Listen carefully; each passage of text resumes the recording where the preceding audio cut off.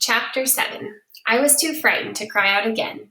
Instead, I remained absolutely still, crouching in pitch blackness while the wash of ship sound eddied about me, sounds now intensified by the frantic knocking of my heart. Then I recollected that Zachariah's dirk was still with me. With a shaking hand, I reached into the pocket, and where I put it, took it out and removed its wooden sheath, which slipped through my clumsy fingers and clattered noisily to the floor. "Is someone there?" I called within my thin voice, wavering. No answer. After what seemed like forever, I repeated more boldly than before, "Is someone there?" Still nothing. Not the smallest breath of response, not the slightest stir, and gradually my eyes became accustomed to the creaking darkness. I could make out the ladder descending from the deck, a square of dim light above. From that point, I could follow the lines of the ladder down to where it plunged into the hold below. At that spot, at the edge of the hole, I could see the head more distinctly. Its eyes were glinting wickedly, its lips contorted into a grim, satanic smirk.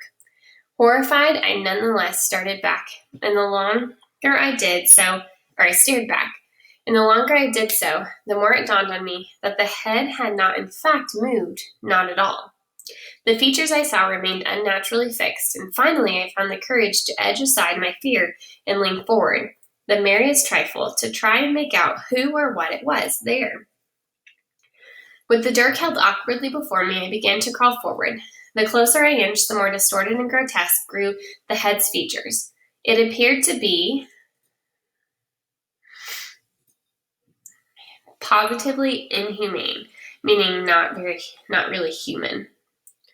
When I drew within 2 feet of it, I stopped and waited. Still my head did not move, did not blink an eye. It seemed as if it were dead. With trembling fingers, I reached out and managed to brush the thing just lightly enough to sense that it was hard, like a skull. At first I cringed, but then puzzlement began to replace fear. I touched the head more forcibly. This time it rolled to one side as though twisting down upon a shoulder, yet all the while glaring hideously at me. I pulled back. But then I had drawn close enough so that, accustomed to the dark, my eyes could make out the head more or less distinctly. I realized that the human-like face was a grotesque carving cut into some large brown nut. Emboldened, I felt for it again, trying to grasp it. That time the head quivered, teetering over to the edge of the hold and then dropped. I heard it crash, roll, and then cease to make any sound at all. Torn between annoyance for what I had done and relief not to be in any danger, I put the dirk back into my pocket. I never did find the sheath. I retrieved the candle and started climbing the ladder. Halfway up, I remembered my clothing, the reason for me being below in the first instance. For a moment, I hung midpoint, wondering if I should go back and fetch some of what I needed. Insisting to myself that there was nothing to worry about, I groped my way back to the trunk, feeling for and taking up what I had previously laid out. Then I turned, half expecting to see the head again, but of course I did not.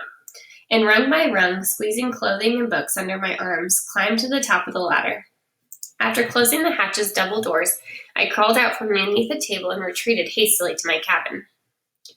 There I changed my clothes and soon felt calm again. I was able to reflect on what had just happened. The question was, what exactly had I seen? A grotesque carving, I told myself, though I had to admit I couldn't be sure. Even if it was a carving, could a carving responsibly put out a candle? Surely that must have been done by a human hand. My thoughts fastened upon Barlow. On further reflection, however, I was quite convinced that other than the candle, Barlow had been empty-handed. Yes, I was certain of it. Besides, though, I hardly knew the man. He seemed too submissive, too beaten about, to be capable of such malicious trick. After all, it was he who had warned me twice about the possible trouble. But if it had not been Barlow, there must have been a second person, someone to place the head where I'd seen it. Once I put my mind to the possibility, I realized that with a start that, yes, I had seen 2 faces. The first one, I was mortally certain, had been a human's belonging to the person who snuffed out the candle, who then, under the cover of dark, set up the carving to deceive and frighten me. Though I prided myself in my ability to remember sights and sounds, I was unable to make a match at all between that face and any man that I'd seen among the crew. Someone knew. Was that possible? We were at sea. Visitors did not stop and call. Very well, then, I reasoned. The person in the hold. Oops. Very well, then, I reasoned. The person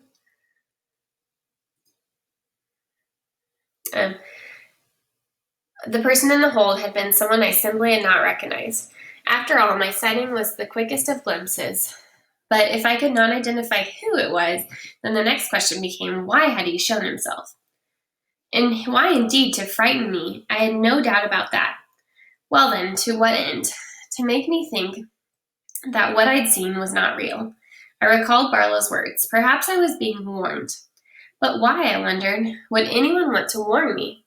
True, I had been told not to board the ship, and Zachariah's words concerning the crew and their desire to be revenged on Captain Jaggeries for his so-called cruelty were unnerving.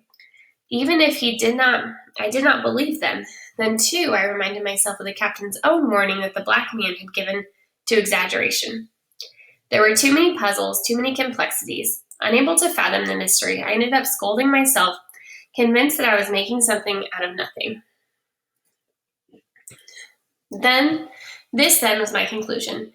It was I who had not seen properly. The candle, I decided, must have been blown out by a sudden current of air. As for the carving, no doubt it had been there all along. I simply had not noticed it.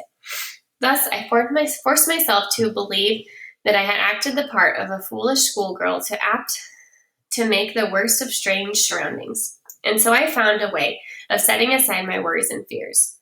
There now, I said aloud. The proof is this. Has anything bad really happened? To this I was forced to say, discomfort, well, yes. But ill treatment? No, not really. Still wondered if I should inform Captain Jaggery. Had he not just asked me to tell him of anything untoward? Had I not agreed? Upon careful reflection, I decided to remain silent. If I were to go to the captain with such a tale, he would think me a sorry, troublesome child. That was the last thing I desired. Such thoughts led me to consider my most pleasant talk during tea with him. He had left me in quite a different frame of mind than Zachariah had.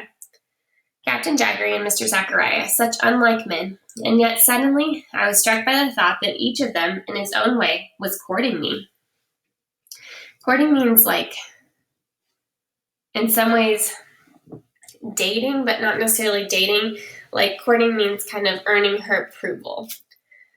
Courting me, I could not help but smile. Well, no, not courting in the real sense, but the sense of courting for friendship. What a queer notion, but I must confess, it filled me with smug pleasure. I resolved to stay on the good side of both men. No harm there. I told myself, quite on the contrary. It was the safest course. I would be everybody's friend, though, need I say, infinitely more partial to the captain. With my morning adventures so resolved, I, for the first time since my arrival on the Seahawk, felt good. But I was hungry. After all, I still had hardly not eaten for several days. Whether Zachariah's hardtack or the captain's biscuits had been very nourishing. Just the thought made my stomach growl. I decided to return to the cook and request a decent meal. But before I went, I had one more task to perform. At the moment, I seemed trifled enough, though momentous it proved to be. I took up the dirk that had caused so much anxiety, and since it had no sheath, wrapped it in one of my own handkerchiefs and placed it again in my pocket, determined to fling it into the ocean. At that fateful moment, however, I paused, recollecting that both Captain Jaggery and Zachariah had urged me to keep the weapon. What if even chanced or to ask of it again?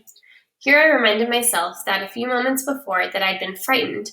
I had found the need of it, or at least I thought I needed it to defend myself. And finally, with that notion of pleasing both captain and cook, I returned the knife, still wrapped in the handkerchief, to its hiding place under my bed. As far as I was concerned, it could stay there and be forgotten. Alas, such would not be the case.